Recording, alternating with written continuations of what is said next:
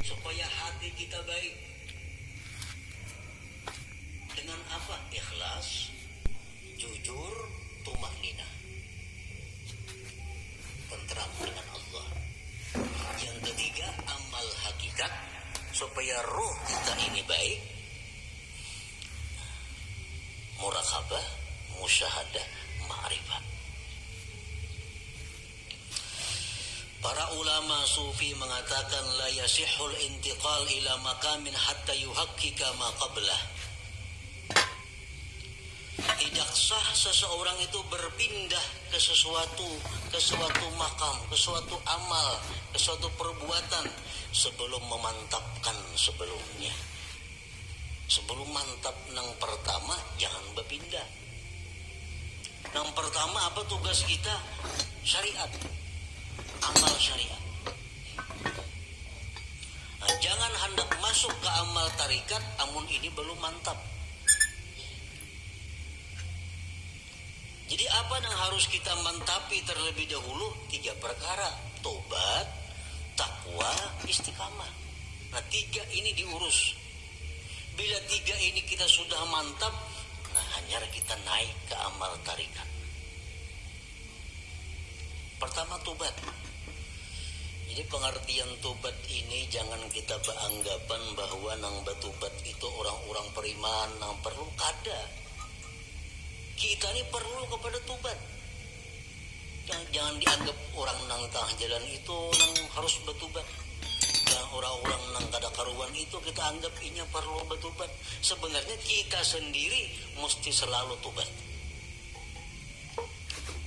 Kita tiap hari mesti tobat.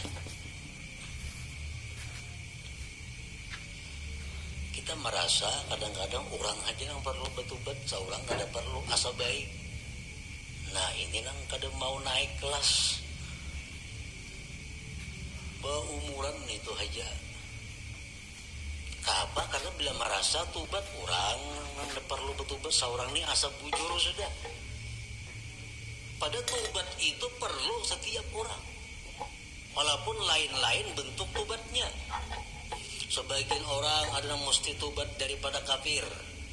Sebagian orang ada yang perlu tobat daripada dosa besar. Sebagian orang ada yang perlu tobat dari dosa kecil. Sebagian orang ada yang perlu tobat daripada makruh. Tobat daripada khilaful aula yang kurang baik. Jadi setiap manusia dengan tingkatan apapun itu mesti tobat.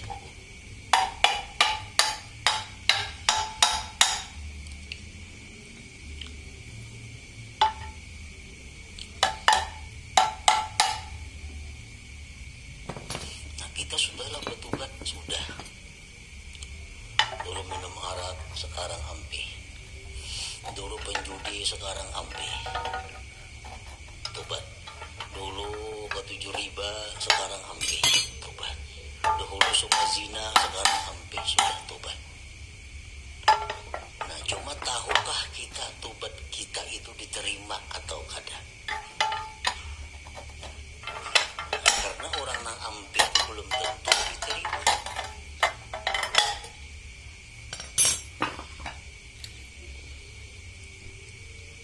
Intinya adalah diterima.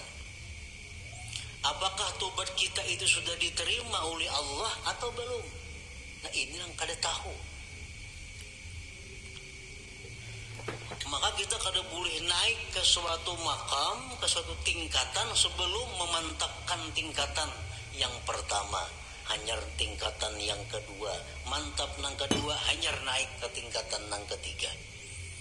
Selama kita belum biris tingkatan syariat, kada akan bisa kita mengaji ilmu tarikat. Mengaji bisa, paham bisa, memakai pasti kada hawa. Memakai pasti kada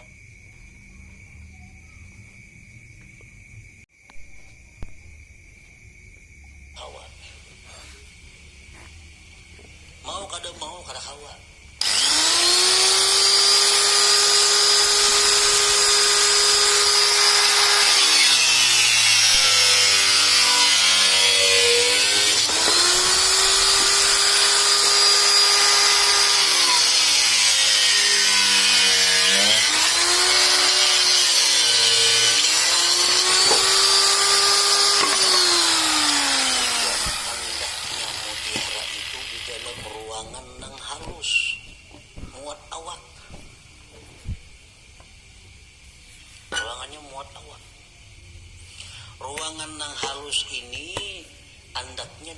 ke kamar. Nah, kamar kawah jorong boleh mabandang. Dan kamar itu andaknya dalam sebuah rumah. Rumah ini mau naik sepeda motor kawah aja ke rumah. Nah, jadi kita kada bisa masuk ke rumah kalau kita masih banyak bawaan ada hawa.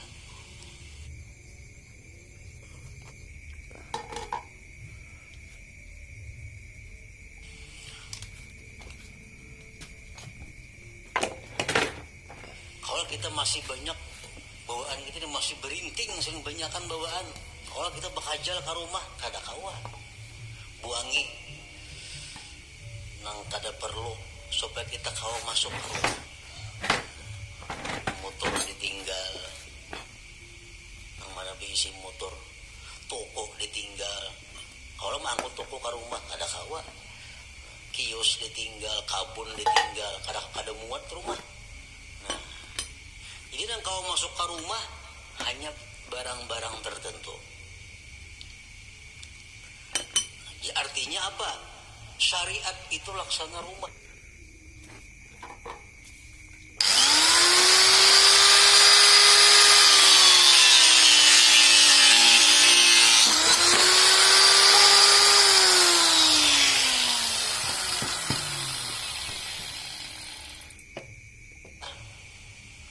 Begitu kita masuk syariat, banyak nang kita tinggalkan. Riba tinggalkan, pemainan tinggalkan, zina tinggalkan, semua aja tinggalkan. Kawa tuh kita masuk ke rumah. Nah, sepeda motor kawa dibawa ke rumah, sepeda kawa dibawa ke rumah. Begitu kita hendak masuk kamar, ngalih bawa sepeda motor ke kamar, ngalih bawa kendaraan ke kamar itu. Pas ditinggal di luar kamar, baka karasan kada kawa bahanjuran. Nah, sama halnya kita ini kalau hendak masuk kepada tarikat, buangi gawian-gawian yang lain-lain supaya kita muat bandak di situ. Hendak masuk pulang ke hakikat, halus kamarnya muat awak, jam tangan gin dipacul kada kawa. Kacamata santuk pacul juga. Muat abadi lanjang aja kawa lagi. Nah, hanyar kawa kita masuk ke kamar nah halus tuh untuk mengambil yang berharga yaitu mutiara atau ma'rifat itu. Nah, itu artinya kita kada kawa melangkah ke situ kalau sebelum matang yang pertama. Nah, syariat ini yang dibiriskan terlebih dahulu. Cara kita berjual beli, cara kita bergaul, cara kita makan, cara kita bepandir, cara kita berpakaian sesuaikan dengan syariat. Bila kada sesuai lawan syariat, hendak ke hakikat kada bisa. Jamin kada bisa. Napanya bisa? Pandirnya aja. Pandirnya aja bisa. Praktiknya kada bisa. Itu sudah hukum ketentuan. Syariat kada mantap kada kawa naik ke tarikat. Tarikat kada mantap kada kawa naik ke hakikat. Nah, jadi fokus kita ini adalah membaguskan dahulu syariat kita. Kayak abang baguskan syariat tobat. Nang katujuh menggibah, tobat. Nang katujuh riba, tobat. Nang katujuh memakai pakaian haram, tobat.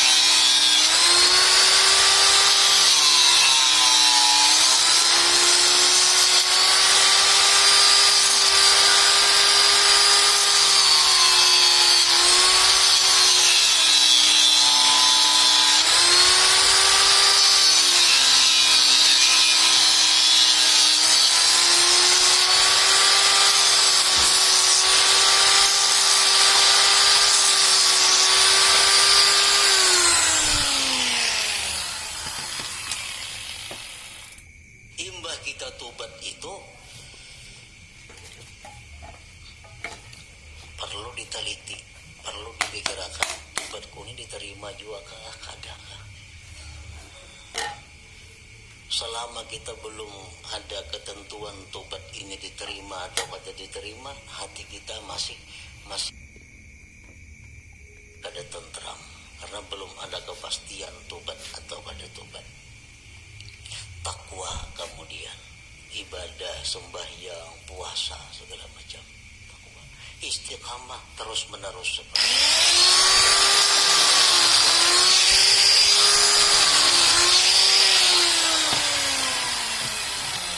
Kita wajib mengusahakan syaratul kabul. Kita wajib mengusahakan syarat diterima tobat kita, diterima takwa kita, diterima istiqamah kita. Itu kita wajib mengusahakan persyaratannya supaya ini diterima oleh Allah. Sembahyang contohnya, kayak apa sembahyang itu supaya diterima oleh Allah? Ada syarat-syaratnya. Yang pertama, supaya sembahyang itu diterima oleh Allah, syaratnya adalah ilmu. Aqullu man bighairi ilmin ya'malu amaluhu mardudatun la tuqbalu. Tiap-tiap orang yang bekerja beramal tanpa ilmu ditolak, tidak diterima. Jadi sembahyang kita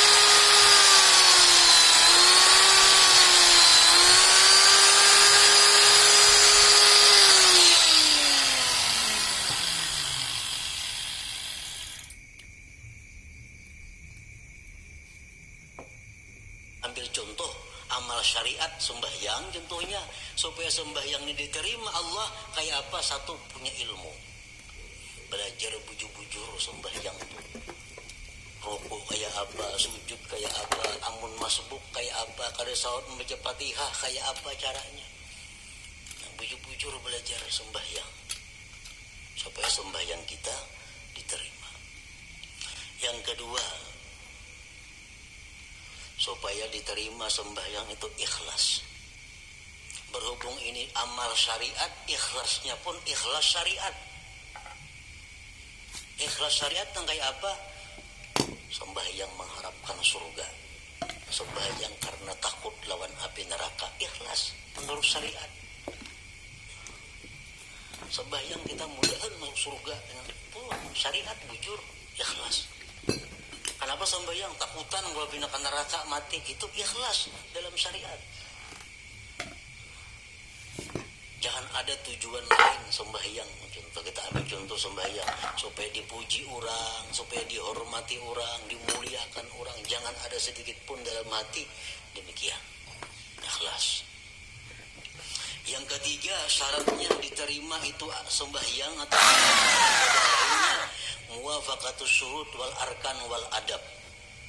Sembahyang kita ini sesuai syarat, penuhi syarat-syaratnya apa, rukun-rukunnya apa, adabnya apa. Orang nak sembahyang mesti berwudu, suci daripada hadas najis, menutup aurat, menghadap kiblat, masuk waktu. Penuhi, bersihin najis, sucikan hadas dengan wudu, tutup aurat, tunggu waktu sembahyang, bila masuk hanyar sembahyang. Nah, itu syaratnya sudah beres. Syaratnya biris, rukunnya, rukun sembahyang. Kayak apa, baik fatihahnya kayak apa, sujudnya kayak apa, sesuaikan dengan aturan. Yang baik itu pulang adab. Walaupun sembahyang ini syaratnya cukup, rukun cukup, tapi kada beradab, itu bisa kada diterima.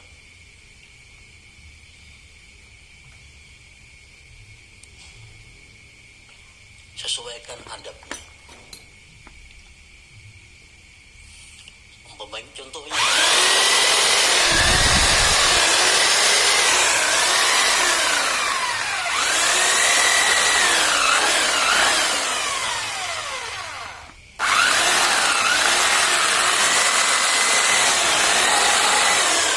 bertentangan, tapi adab bertentangan. Itu kan sembahyang kayak itu. Allahu Akbar. Jadi adab dilaksanakan.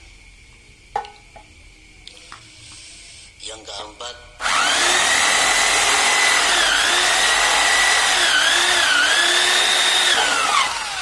yang dibenci Allah. Sembahyang atau ibadah kadang-kadang membatalkan, kadang-kadang dibenci Tuhan. Kita gawi semua anak sunat, jauhi nang makruhnya. Yang kelima, al-halal fima yata'allaqu bih. Halal pada sesuatu yang berhubungan dengannya. Nah, pada berhubungan, makan, minum untuk tenaga, pakaian, tempat. Itu mesti halal. Rasulullah bersabda, man akala luqmatan min haram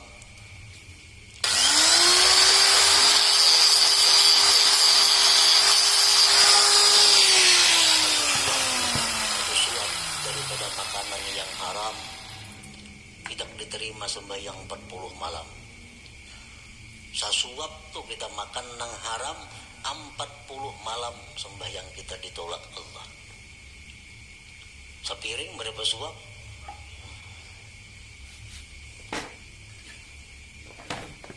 Nah, ini urusan amal syariat.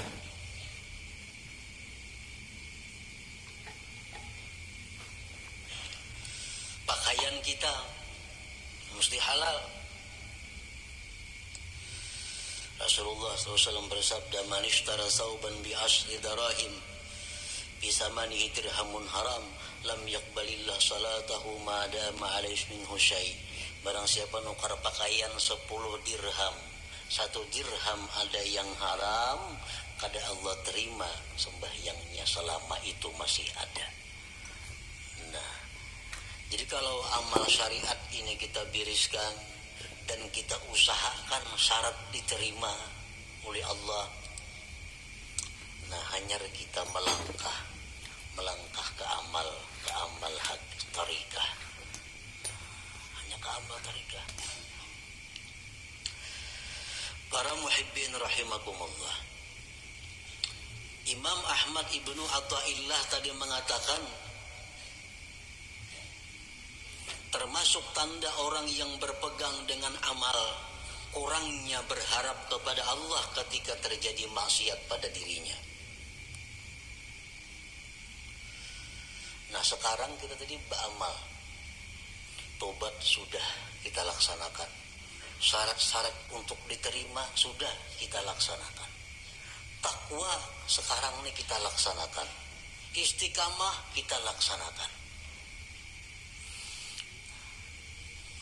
Jangan sekali-kali kita berpegang, kita condong, kita gembira dengan tobat, takwa, dan istiqamah itu. Jangan sekali-kali kita berpegang, jangan sekali-kali kita bersandar, jangan merasa gembira dengan tobat, takwa, dan istiqamah tadi. Kenapa sebabnya? Karena takwa, tobat, istiqamah itu bagian amal syariat tuh, itu kada akan bisa memasukkan kita ke dalam surga. Ada perlu kita gembira dengan itu. Lalu apa nang kita gembirakan, nang kita banggakan, nang kita gembirakan itu adalah rahmat Allah nang datang kepada kita sehingga kita bisa tobat, bisa takwa, bisa istiqamah. Nah, rahmat Allah ini nang kita gembirakan, bukan takwanya.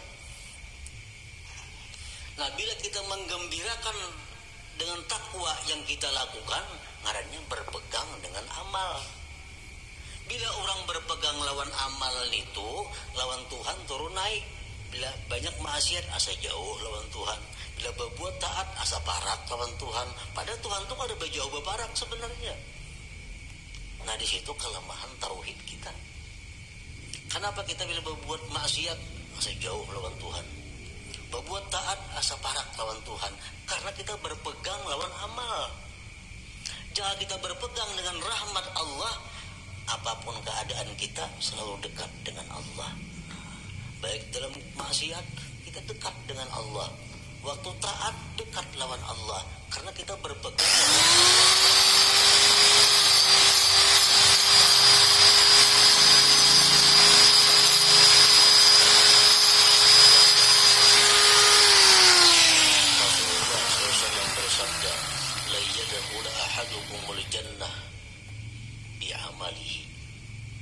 seseorang kamu, ujar Nabi, selamanya tidak akan bisa masuk surga dengan amalnya. Nah, buat apa kita berpegang lawan amal? Buat apa kita gembira dengan tobat, gembira dengan takwa, gembira dengan sembahyang? Nah, apa gembira akan? Itu kadang membawa ke surga, ujar Nabi kita. Qalu wala anta ya Rasulullah, qala wala ana. Aku pun ya Nabi, amalku kada bisa memasukkan aku ke surga. Illa ayyatagammadani Allah birahmatih, kecuali Allah yang meliputkan aku dengan rahmatnya. Nah, rahmatnya ini yang kita gembirakan. Oh, kita gembira, kita suka tobat sebab Allah memberikan rahmat kepadaku. Bukan dengan tobatnya kita gembira, tapi dengan rahmat yang diberikan Allah kepada kita. Nah, itu yang kita pegang. Bila kita memegang rahmat Allah, kita kada akan berubah dengan Allah dalam keadaan taat atau dalam keadaan maksiat. Nah, inilah inti daripada yang dimaksud dalam hikmah yang pertama Imam Ahmad Ibnu Athaillah, min alamatil i'timad alal amal nuqsanur raja inda wujudiz zalal. Tanda orang yang berpegang dengan amal, kurang berharap, rasa jauh bila mana dia maksiat kepada